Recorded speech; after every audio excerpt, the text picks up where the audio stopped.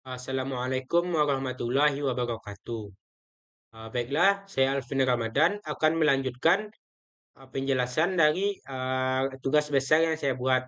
Di sini saya akan menjelaskan dua sensor, yaitu touch sensor dan juga sensor jarak.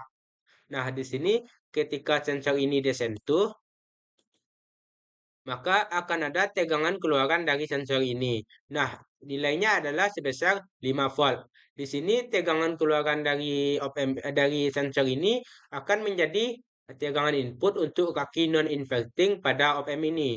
Di sini jenis op amp yang saya gunakan adalah non-inverting amplifier. Sehingga pada non-inverting amplifier itu sendiri akan ada tegangan outputnya itu adalah Vref dibagi dengan maksudnya RF dibagi dengan Rin ditambah dengan satu kemudian dikali dengan tegangan input. Nah, jika dimasukkan ke rumus maka didapatkan tegangan outputnya itu sebesar 10 volt.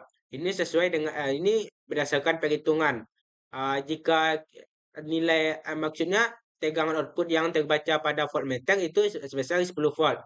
Ini artinya tegangan yang sesuai dengan yang dilakukan maksudnya yang dicari secara uh, perhitungan dan yang terbaca pada voltmeter nilainya sama yaitu sebesar 10 volt.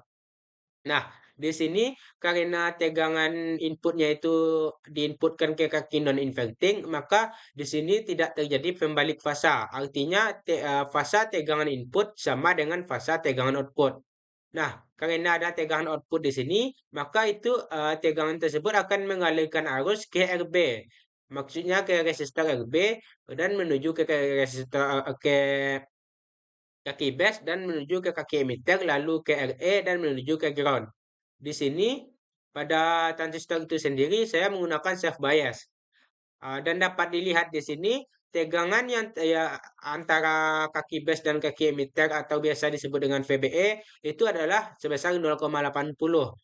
Nah, karena tegangannya itu sebesar 0,80, ini menandakan bahwa transistor ini bekerja dalam daerah aktif. Oleh karena itu, karena transistor bekerja dalam daerah aktif, maka akan ada arus yang akan mengalir dari 10 volt menuju R10 dan menuju ke relay. Dari relay arus akan mengalir ke kaki kolektor dan menuju ke kaki emitter. Dari kaki emitter arus akan mengalir ke RE dan menuju ke ground. Besar dari arus ini dapat ditentukan menggunakan rumus beta yang dikali dengan arus base. Arus base adalah arus yang mengalir dari kaki base menuju ke kaki emitter dan menuju ke RE dan menuju ke ground.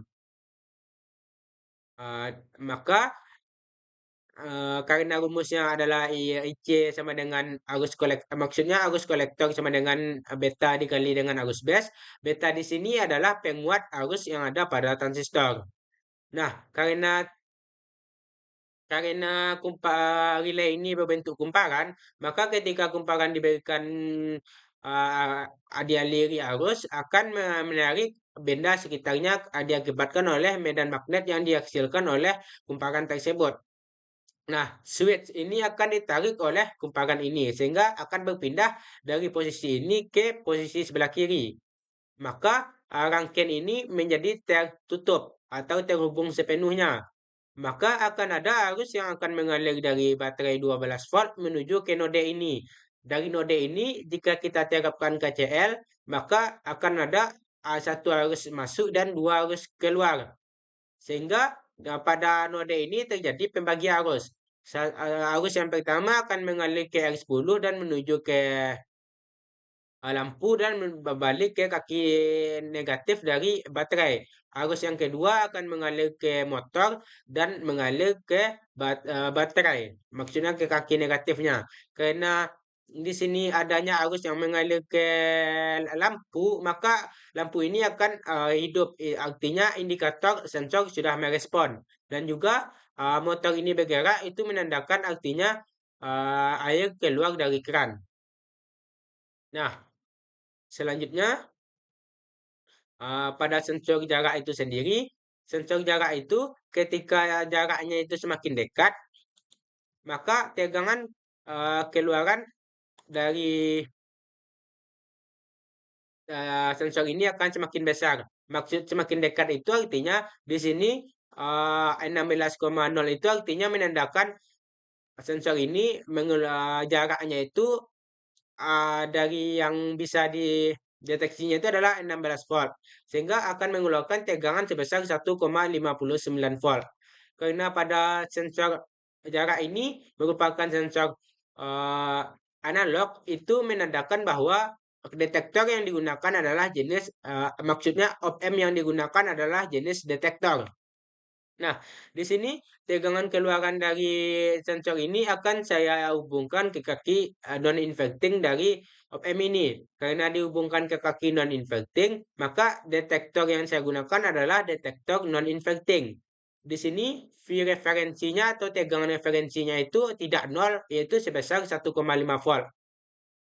Nah, pada detektor non-inverting ini tegangan keluarannya dapat kita cari menggunakan rumus AOL yang dikali dengan V input dikurang dengan V referensi. Di sini AOL adalah tegangan penguat open loop atau gain open loop. Karena pada op-amp ini tidak ada loop tertutup di sini.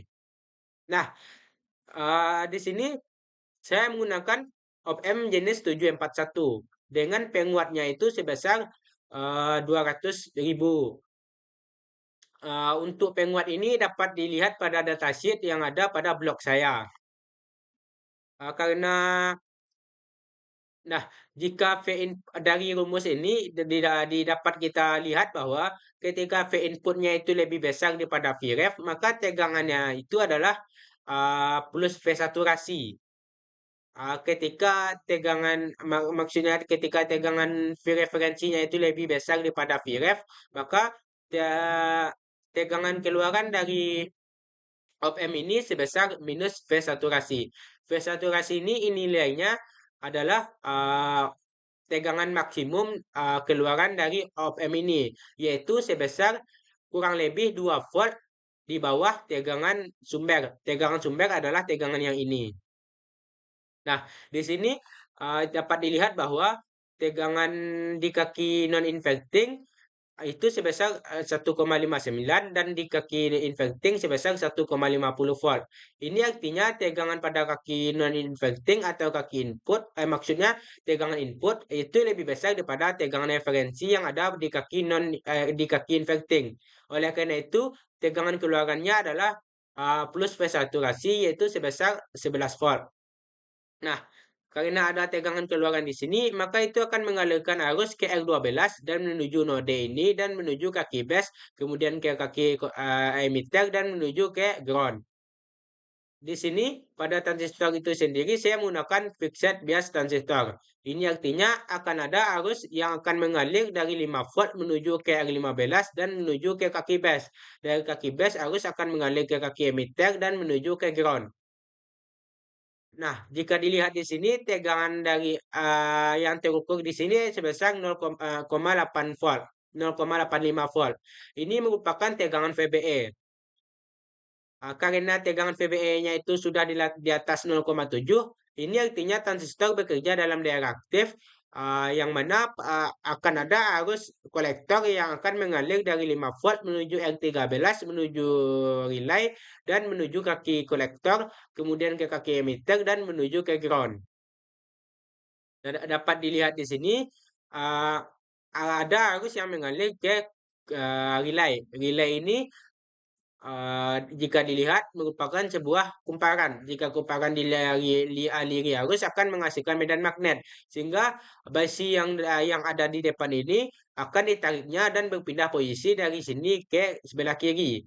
Ini artinya rangkaian di sebelah kanan ini sudah terhubung sepenuhnya atau bisa kita sebut sebagai rangkaian yang tertutup. Jika rangkaian ini sudah tertutup, maka akan ada arus yang mengalir dari kutub positif dari baterai ke node ini. Dari node ini, jika kita terapkan KCL, maka akan ada satu arus masuk ke node dan dua arus keluar. Nah, keluar yang pertama adalah masuk ke mengalir sehingga arus akan mengalir ke RL14 menuju ke lampu dan menuju ke kutub negatif dari sumber baterai ini. Dan juga arus yang kedua yang keluar dari node ini yaitu arus yang akan mengalir ke motor ini dan kembali ke kutub negatif dari baterai ini. Nah, karena ada arus yang mengalir ke motor ini, itu menandakan adanya air yang keluar dari keran dan juga uh, karena lampu ini hidup, artinya indikator sensor sudah merespon. Artinya sensor sudah merespon dan mengeluarkan air dari keran. Baiklah, hanya itu penjelasan dari saya. Kalau ada kata yang salah, mohon dimaafkan. Assalamualaikum warahmatullahi wabarakatuh.